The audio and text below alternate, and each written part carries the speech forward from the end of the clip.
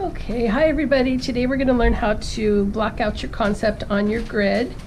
So hopefully you have your conceptual sketches now, figuring out what your design is going to be for the view looking toward the fireplace, and more conceptual sketches for your view looking on the patio. And then you're going to use those by picking your favorite idea and now starting to block it out on the grid.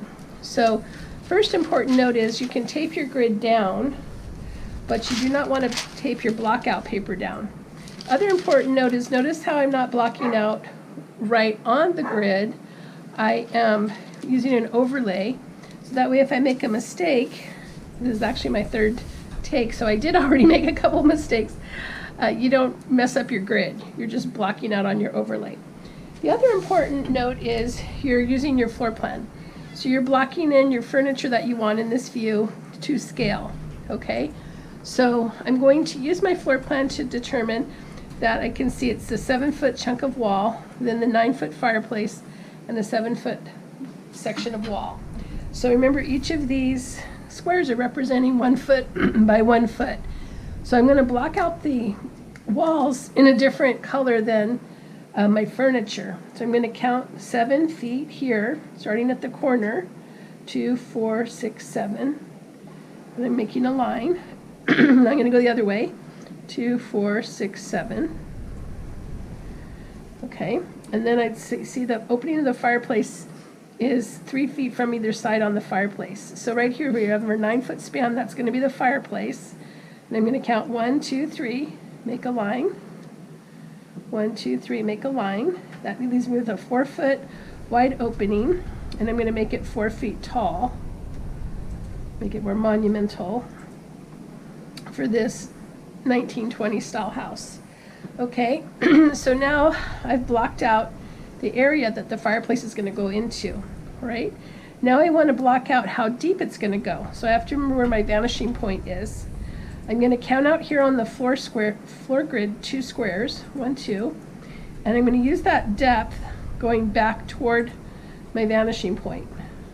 So see how, remember, in one point, anything that's parallel to the back wall, like the back of the fireplace, is going to be horizontal, but the side walls are going to angle to the vanishing point. Are you starting to see a fireplace here, I hope? Now notice, if I want the fireplace to go, let's say it's a stone fireplace going floor to ceiling, I'm going to count out across the floor a foot, and this is how I'm giving it that extra thickness for the material on the fireplace. So I'm going to come up across the ceiling grid a foot. Okay, now notice those back lines then become hidden lines for the fireplace. This is where it's attaching to the wall. These front lines are the part you're going to see. So in other words, notice now I'm going to draw the ceiling line in at the intersection of the wall and ceiling. See how the fireplace comes out across the ceiling further out than the wall itself. And same at the floor. See how the fireplace is coming out across the floor a foot. So it's further out than the wall line, which is here. And now here's the corners. Okay, so I have the wall, the fireplace, the wall. You've seen it so far. So on my next layer, just use another color, these lines will come out. Okay, because again, this is just all popping out. So now I need another line right here that is showing the thickness of the material. So if it were, if this is a granite slab, or it's some kind of stone, or it's concrete that you're creating and you're going to do some kind of interesting pattern in it, that's, again, the actual material of the fireplace here. And then this part back in here is the brick or fire brick, or where the actual fire would go. Okay, so now I want to block out the windows on either side. So this is where you want to decide, again, what your concept is. So on this one, I'm going to go ahead and bring a mantle across at 5 feet up. So here's my 5-foot mark. Your horizon line's at 5 feet. So that's your eye height. So here's the thickness of the mantle. And I'm going to use that thickness then to come across here on the front Let's say I'm going to do a shelf that goes all the way across. Okay, so now I want to put the window in around that shelf. So let's say I have, again, it's a 6-foot window, so I'm going to count in a foot here. I'm going to block in these windows. Okay, and so now I want to bring this depth line of the window back to the vanishing point. So I'm going to connect from the corner back toward the point. So it's coming to here. I'm not going to see this one because it's right at my eye height. So here to here would be the opening of the window up over the mantle. Okay, so I'm going to go like this to show the window. Okay, and now I'm going to make this lower part some kind of built-in storage element below that. Okay, so it will end up ultimately being a window. So I have to think about what kind of frame is going in the window. That will go with that Spanish modern style that we talked about, or the ones that you saw on your handout. So let's say it's got wood, frames that go like this. Or maybe it's more contemporary, depending on what your concept is. Are you starting to see it so far? So now notice how you're not going to see a thickness on the mantle. So when you go to render it, you're just going to end up adding darker value here to make it feel like this is sticking out off the wall. Okay? And then it would come out across the side walls a little bit more. Okay. But you're not going to see the returns on that because it's right at your eye level. So the way you could show that there's something up on the mantle would be to, maybe you have an art piece up here with some accessory items, like, candles or sculptural things or something that the artist created up here on the mantle, or, some kind of a collection piece. So that'll show, again, like it's sitting, that there's thickness there. All right, and then I'll show you how to render that later. So now let's talk about how to get the sidewalls. So now if I go over here, I'm going to count that it's 8 feet.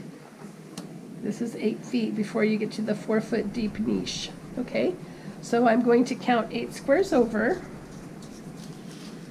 And I'm going to gotta keep that lined up with the corner, which is helpful. And the reason I'm not taping it down is I want to be able to lift it up, take a look at it, and then put it back down. Sometimes that can really help your brain if you're starting to get confused with all those grid squares, by just lifting it up off the grid, and then you can see where you are with things and then putting it back down. Okay? So now I'm going to count 8 squares over, 2, 4, 6, 8, make a line, and connect those lines. Just remember the grid's already in perspective, so if you just follow the grid lines, you're in perspective. So this section of the wall here relates to this 8-foot section right here on the plan. Okay? Remember, and this is 4 feet deep. So now I'm going to scale on the floor grid 4 feet. 1, 2, 3, 4. Here's 4 feet on that grid line. So I'm just going to push that back over to the side like this, and that's going to equal this recess. Okay? Hopefully you can see that. So you're right here on the edge. I'm just going to go ahead and finish that off here so the viewer can kind of see where that recess starts. So now on this side, I've decided to put an arched opening. So it's 3 feet over, and let's say it's going to be, let's see, this is 8.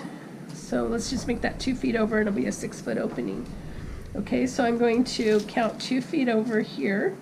1, 2, coming up to make the opening. So it's going to be 2, 4, 6 feet wide. Okay, so I'm blocking it out first, like that. Okay, now also notice again that you can count the depth here on the grid. So if, let's say I want the wall to be a foot thick, I can count a foot here on the floor grid. As long as I'm on that same horizontal, I can use that and push it straight back to create the initial opening to the other adjoining room here. So I think about if I want to make that an arch later. But the other thing to remember is that if you can see into that other room, I can extend this floor line over, and I can extend the ceiling line over, and let's say there's another window here. I can see that in my adjoining room, or let's say that's a piece of art or something in the adjoining room. So again, these would connect over to your vanishing point, if it was a window. You're starting to see it? Okay, so now I've got the walls blocked out. Now I want to start blocking out some of the furniture. All right, so the first thing I'm going to do is block out the furniture that's up against the wall. All right, so let's say I've decided to keep a little display hutch right here for some of their artifacts. So I'm going to count over it. Remember, this is 8 feet wide, so let's say it's going to be a 4 foot wide display cabinet. So I'm going to count 2 feet, 1, 2, and 2 feet over, 1, 2. And so this area right here is the width of the cabinet. Okay, so now I'm going to count out or block out the footprint. Let's say the cabinet is 2 feet deep, so I'm going to count 2 squares on the floor, 1, 2, coming horizontally out, and then I just follow the grid line, and there's the footprint in perspective. Okay, now I need to know the height. So let's say it's a 3 foot high cabinet, so I'm going to go 1, 2, 3, and just follow those grid lines over to connect, and there's the wall print. So I've got the floor footprint and the wall print, and now I just follow the footprint by bringing those horizontals out and up. So here's my box for that cabinet. So that's what you need for this layer, is you're just going to create boxes. On your next layer, you'll evolve it with detail. Okay, but see, now that you've boxed this size out, you know the proportion. Here's the end of the cabinet, here's the front, here's the top. But you can see you have all of this wall space left. So you might need to think about, am I going to put a piece of art up here? If so, does it need to have a can light or a downlight, recessed downlight over it? Is this an area where I want to put in another accessory item? So, you know, maybe some pieces that they've collected again on that cabinet. And then also notice you've got quite a big wall here, 4 feet wide and 10 feet tall. So that's a large area. Are you going to hang some lights in the niche in this area, put an art piece? You know, is there going to be something here on the floor that gives you an interesting point here? So that's another reason why it's good to block it out, because then you can start to decide what's going to make sense for your concept.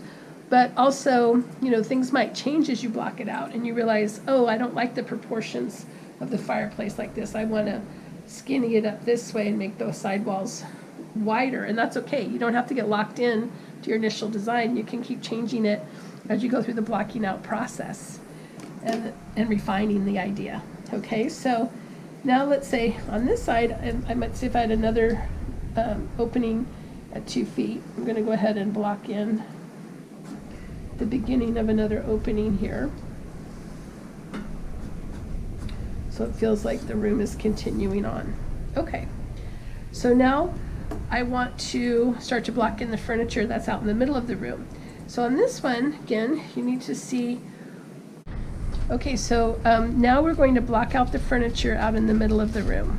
Okay, so you can look at the alignments. Notice how my chairs are aligning with this line of the niche and the end of the fireplace. Or you can just scale on your plan. Remember, this is in 1/4 inch scale, so I can say, okay, my chair is 7 feet over and it's 8 feet off the wall, and it's a 3 by 3 chair. Okay, so now as I look at that, I'm going to use this other color again. So I'm going to say it's aligning with this niche because it's 8 feet over and it's 7 feet from here, so I'm coming out like that, and then it's 3 feet deep. 1, 2, 3 by 3 feet wide to get your footprint. Or again, you can just count 7 squares out. 1, 2, 3, 4, 5, 6, or it was 8 this way. 8 squares out, 7 over, and then that way you can get your footprint. And then I have another chair that's aligning with this one.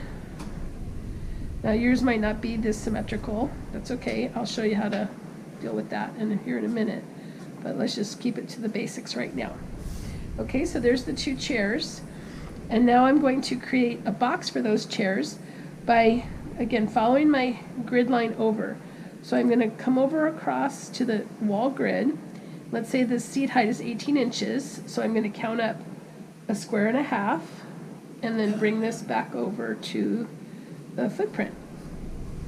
So once I've got my one height calculated, now I just follow the footprint. So if this line is horizontal, the line above it is horizontal. This line's going to the point, the line above it's going to the point. This line's horizontal, this line's horizontal. And so forth till I have my cube. And that's going to be the seat height. So at this point, your brain's going to say, oh, no, that's wrong because it's blocking my fireplace. Oh, no, that's right, because remember, things in a room block each other visually, and they overlap as you look across to the wall. So just take a moment, look at the room, and notice how the furniture overlaps the wall visually. That's what you want it to look like. Okay? So the furniture will start to look bigger as it moves towards you. So again, if this is 18 inches, let's say I want the back to be 18 inches high, I can just bring that up and then connect from my point out. And I'm just wanting to keep it kind of a rough stick chair right now. I'll show you how you're going to evolve it with more detail. So again, they're the same chair flanking each other, facing each other. So I'm just going to bring that height over from this chair and then create the box again from going from the point across those verticals. This is horizontal, so this is horizontal. And this is the back height. And come out. Okay, so here's the back, here's the seat, here's the back, and the seat. And can you see the 2 chairs? Okay. I'm going to put a little table or something in between them, or let's say a little ottoman they collected. So again, I'm going to block that out here between the chairs. And let's say it's just a lower footstool. So I'm just going to go a little bit lower than the seat height to bring up the place they can rest their legs if they want to. It's always pleasant to kick your feet up. Okay, so here's some kind of a little thing that we'll define what that is later. Okay, and then let's say they wanted to have an area rug on the floor again. Or before we put that in, let's look at if you wanted to do a detail in the floor. So see, I have this curve in the floor, and the way I've just calculated is it's going to go from the 8 feet to the 8 feet.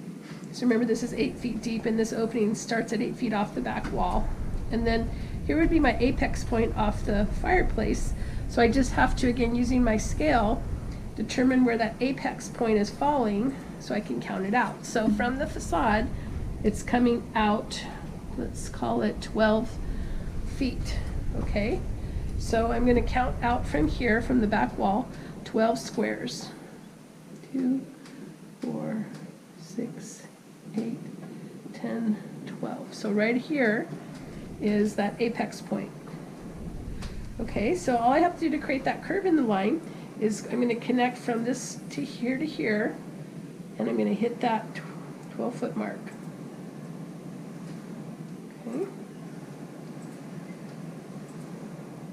Okay.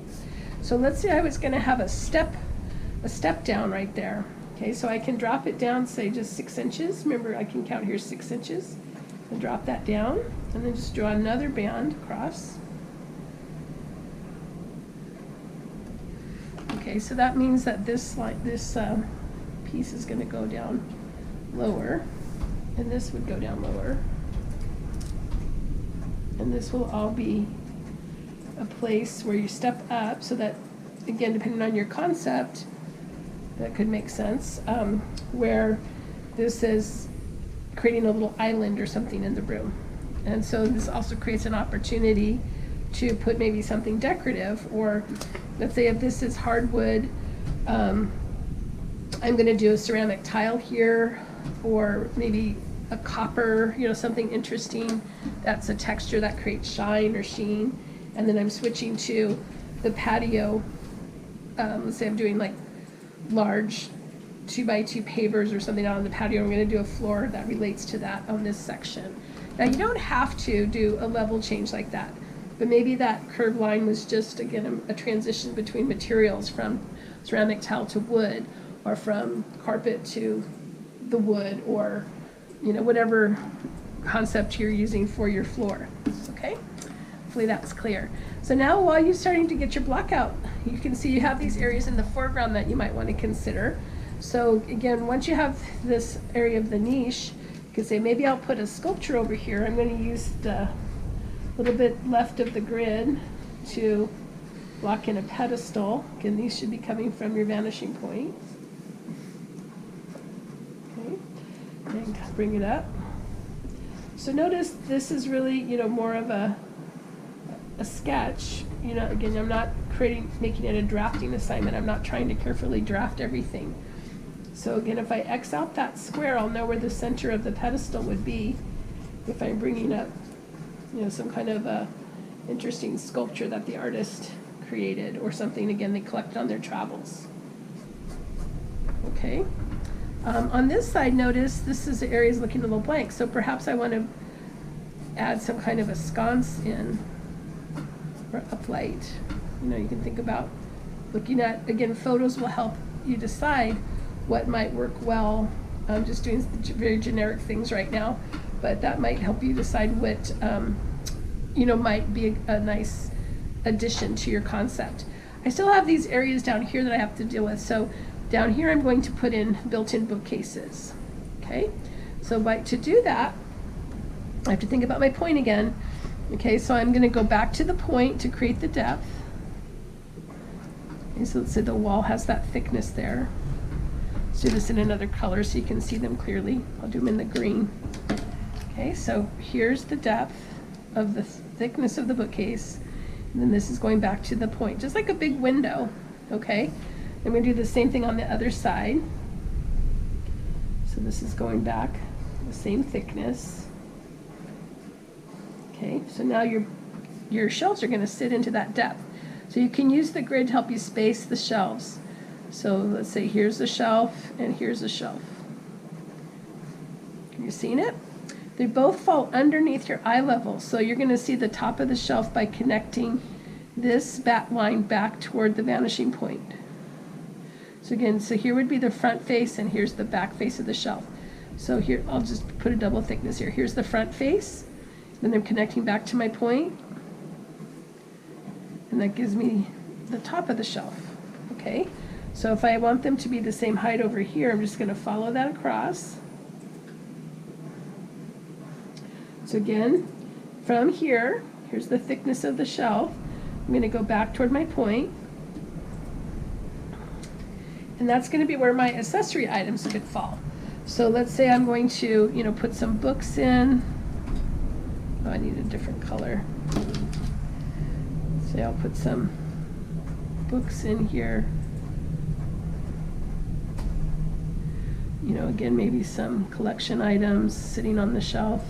Now, usually when I do collection items, you can just make them look pretty abstract. Okay, so let's say I've got some art books sitting kind of horizontally and going back. Some of those big, nice picture books and other things that they wanted in their collection. Like that. So, again. And we'll do the same thing on the other side. So let's say I have the spines of the books here. They're going back toward the point. Collection pieces. You know, you can again just keep it fairly abstract, kind of blobs and shapes. But you don't want the shelves to look empty, because again, then it looks like they're just moving out of the space. Okay, so you're starting to see how it could block out. So this would be your block out layer. And then on your subsequent layers, you're going to overlay that and refine your concept. So maybe I've decided to put some more visual interest into that layer by adding these kind of more monumental elements that support that big wooden shelf. That's kind of tying that back to the Spanish mission with like a rustic wooden beam here. And then I have some kind of a decorative tile around the fireplace surround. and a hearth, and then I've decided to put my collection pieces behind glass in those niches, and then create those opportunities to put sculpture above. So you can see how my concept starts to change and refine as I went through the layers. I also decided to remove the header here and just do, again, more monumental partition between the room, and this is where the dining room falls. And I decided to elongate those chairs into more of a chaise lounge facing the fire. So this is my point. You know, from one concept, you're going to start to emerge into your full concept, you know, as you start to block it out. So don't be afraid to change things up and, you know, make them into a whole different concept as you go, as long as it relates back to your initial brainstorming concept that you were hoping to portray.